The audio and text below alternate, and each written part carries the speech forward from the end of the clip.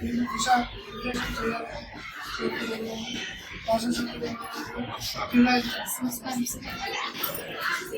మీకు గతంలో కూడా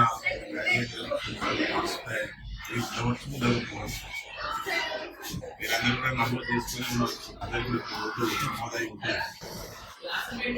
ఇప్పుడు మీకు తెలిసే ఉంటుంది, గత కొద్ది రోజుల నుంచి గ్రాడ్యుయేట్ ఎలక్షన్స్ గురించి ప్రచార ప్రసారాలలో పత్రికలలో కూడా చూసే ఉంటాము. ఇలా భారతీయ జనతా కాంగ్రెస్ వాళ్ళు చేస్తున్నారు, ఇండిపెండెంట్ చేస్తున్నది. తర్వాత భారతీయ జనతా పార్టీ కూడా ఈ ఎలక్షన్లో పార్టిసిపేట్ చేస్తున్నారు. భారతీయ జనతా పార్టీ నుంచి టీచర్స్ కాన్స్టిట్యూన్సీ నుంచి మనకు కొమరాయ గారు, గ్రాడ్యుయేట్ కాన్స్టిట్యూన్సీ అంజరెడ్డి గారు, వీరిద్దరు కూడా పోటీ చేస్తున్నారు.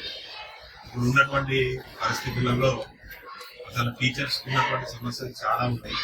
గతంలో టీచర్ సమస్యల పరిష్కారం గురించి మరి మన గౌరవ మంత్రి ధర్నా చేసి జైలుకు వెళ్ళి